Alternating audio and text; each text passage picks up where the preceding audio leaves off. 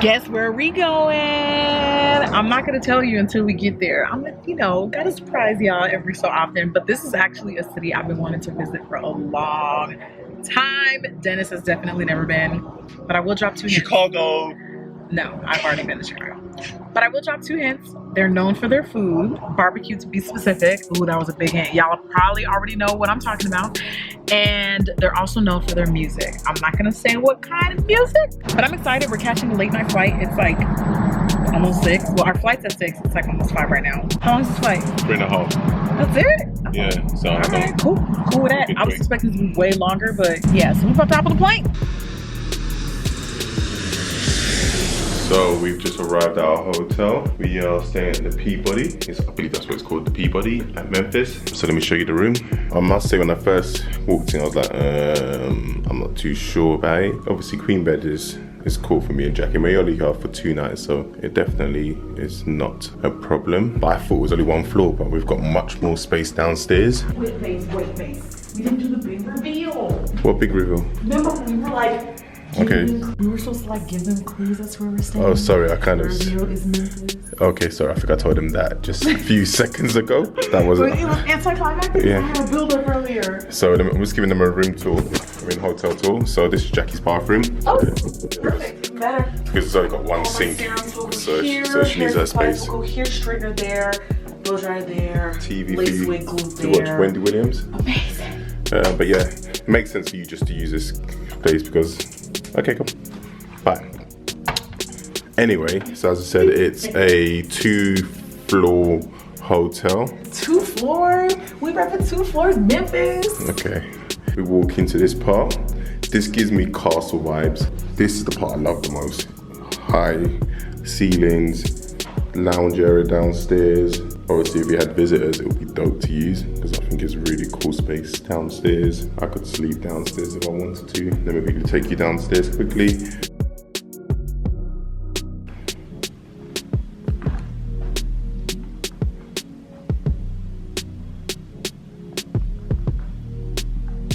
So this is it, guys. Living room space, kitchen in there, and then you can walk into my bathroom, which I'll be using. Okay guys, that's the end of the tour. It's just past midnight, as I said. Yeah, we need to get some rest because it's an early start tomorrow. Tomorrow we're doing something very important. So St. Jude's Children's Hospital is a hospital that specializes mainly, not only, but mainly in treating kids with cancer. But what's really unique is that the families don't pay a dime. Like it's all fully funded by like donors and stuff like that. I've been familiar with them for years now and I'm glad to be here. Exciting times. It's good to, you know what I mean, when you can have the opportunity to make a difference, you take that time to, you know what I mean, help how you can, like every little helps. So yeah, we're really excited about, you know what I mean, meeting these children, speaking to them, engaging with them, you know what I mean, putting a smile on their faces. So yeah, exciting times. We'll let you guys know. I don't think we can record, just from a privacy perspective and just making sure that people feel comfortable. We don't want to make anyone uncomfortable putting the camera on them. So I'll let you guys know how it goes tomorrow. So yeah, take care and we'll see you tomorrow. Okay. So we just arrived at the famous hotel. Wait, hotel? I know, it's a hospital, sorry. The famous hospital, not hotel. Jackie's having her photo shoot out in the rain. So we've arrived at St. Jude's Hospital. They do great stuff for children.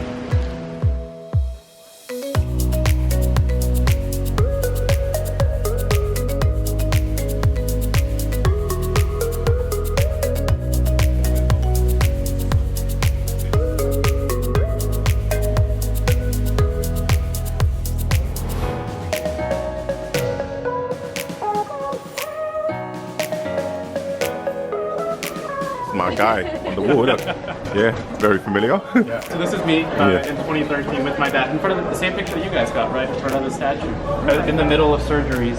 From Chile. Yeah, from Chile. Yeah. In the middle of treatment. This picture's actually from earlier this year. Earlier this year. Yeah, they asked actually both of us. Yeah. We wanted to be on. And there you are as well. Yeah, here I am.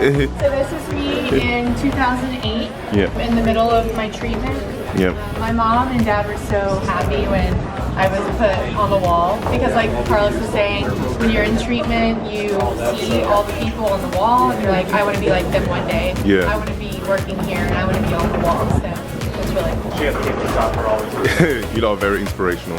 Very inspirational. Wait, but we didn't tell the vlog what's special about this wall. So this wall, this hallway that we're in right now is the St. Jude Survivors Wall.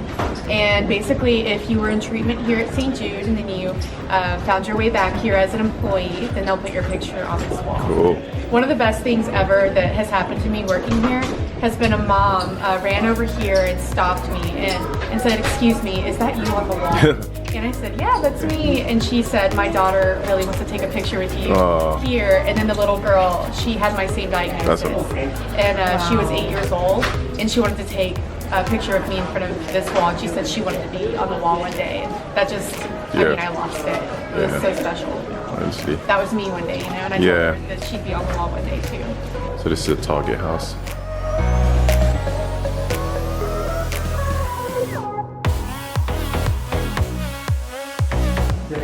Tupac? Not Tupac the rapper. It was designed by Father Jerome Tupac of Minneapolis. The statue is 8 feet tall. Yeah. From the head to the toe. It weighs about 1,700 pounds. It represents the kid sitting in the corner as a kid in the time of struggle.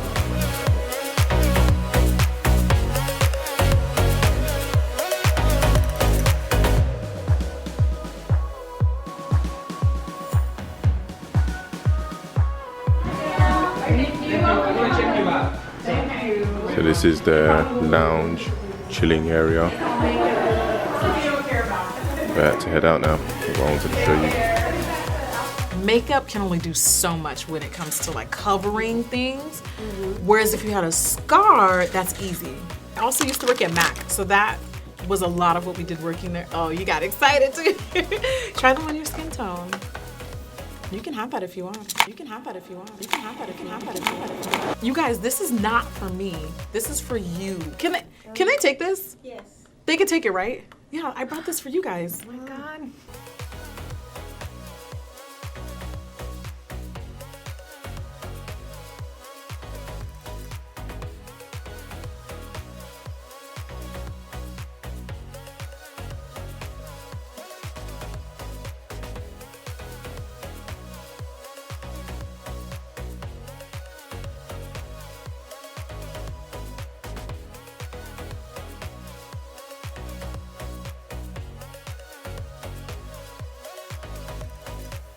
Hey guys, so when we got the chance to visit St. Jude Children's Hospital in Memphis, Tennessee, first of all, I've always wanted to visit Memphis, so that was like one thing that I could check off on my bucket list. There's so many states in the US that I want to be able to, you know, get a chance to explore and visit. So that alone like was what intrigued me. But I have had, you know, like I had been familiar with St. Jude and what they do for a couple years now. I got familiar with them when I started working with Lancome, closer to like 2016.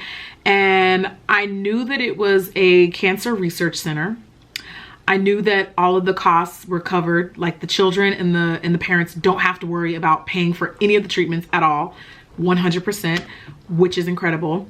But when I actually got to visit the facility, I learned like nothing could have prepared me. No pamphlet, no video, nothing could have prepared me for what I actually experienced visiting. And I also just think that there's just something about when children, especially young children, because I believe kids are the most selfless human beings in the like just ever. But there's just something about when children go through something that really gives you a second to like, okay, let me take a step back and think about what they're going through. Because, you know, kids can't pay their bills. Kids can't even sometimes, depending on how young they are, they can't even process illnesses. They can't process what their bodies are going through. It's a lot. And what they do, not only for cancer, but they also treat sickle cell.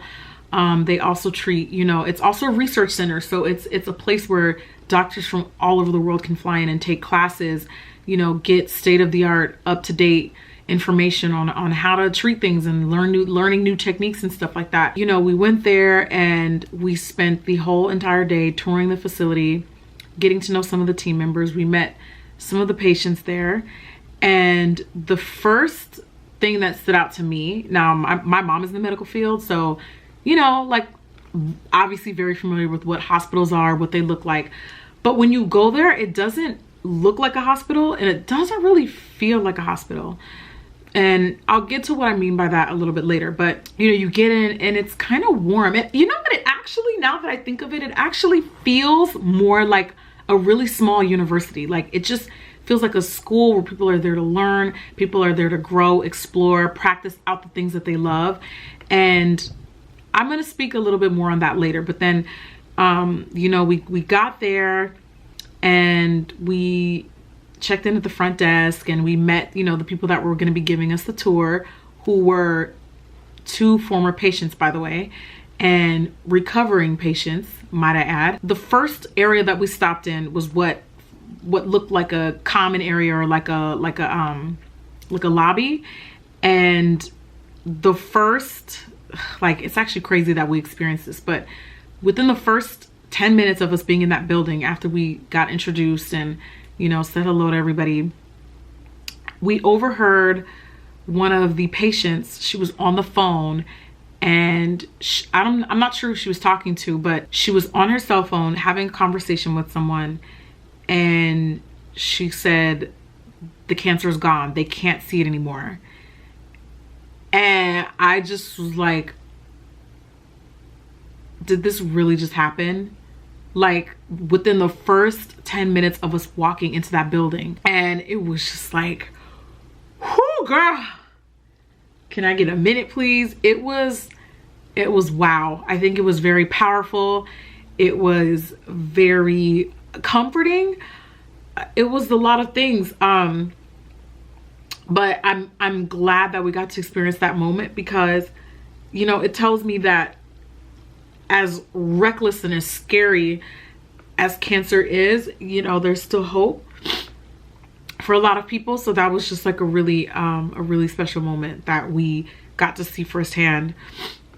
And around that area where that happened, where that phone call took place, it was where the wall of arts were. And they have, you know, pretty immediately when you walk in the building, there's like a big wall where they have like paintings and drawings of some of the former patients that have been there.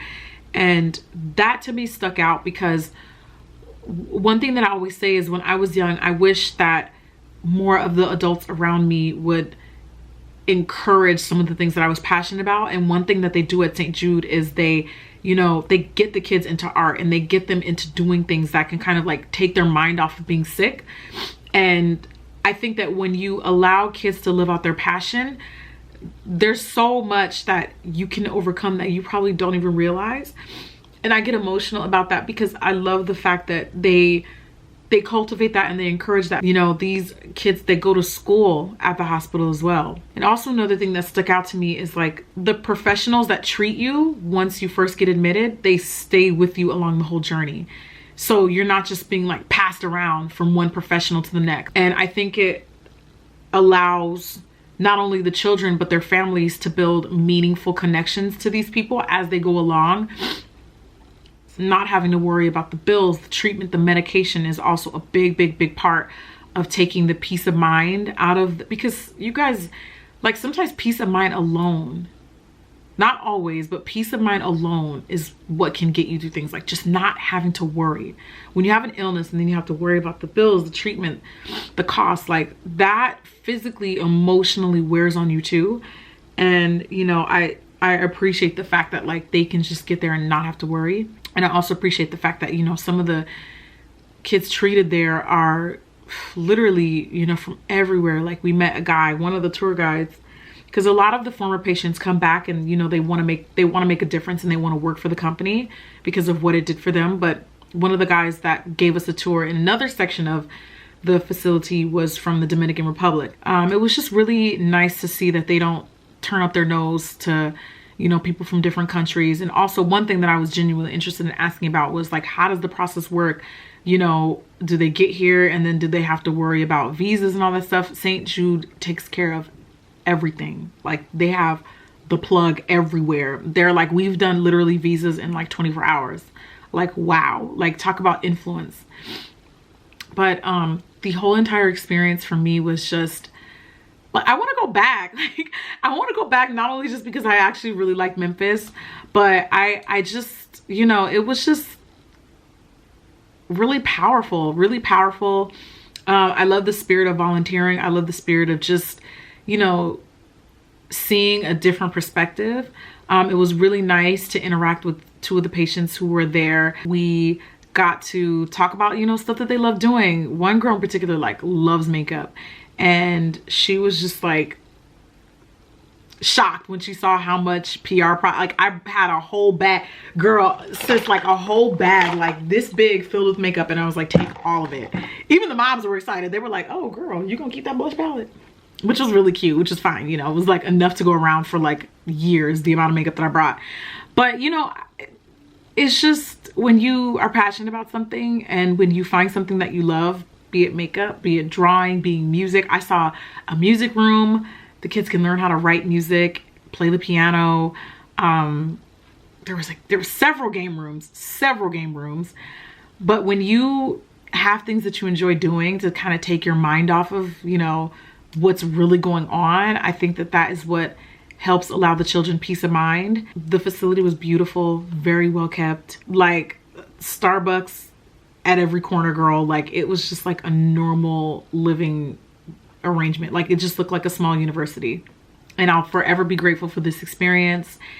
I definitely would love to go back, and thank you, St. Jude, for thinking of me and allowing me to take on this experience. I asked them, like, why did you, you know, like, why do you pick the people that you pick? And they just said, we pick people that we think are making a difference. They're like, we don't just pick people with big numbers, you know, we don't just pick people who have a lot of followers. Like, we genuinely reach out to people who are making a difference somehow, which I think, you know, definitely meant a lot to me. So thank you, St. Jude, for this experience. And I've definitely been keeping everyone that I met in my prayers, and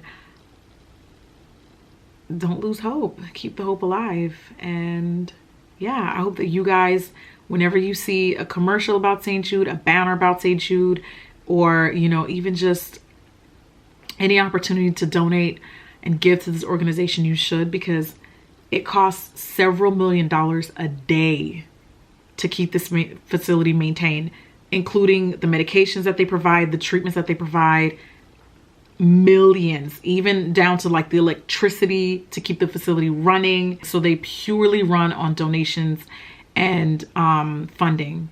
And even the story about how the Children's Hospital opened up is also really unique and cool. It was started by a Lebanese singer in the 70s who, from what I remember, he just wasn't feeling like he fit his life purpose. And I think he's, you know, prayed one day.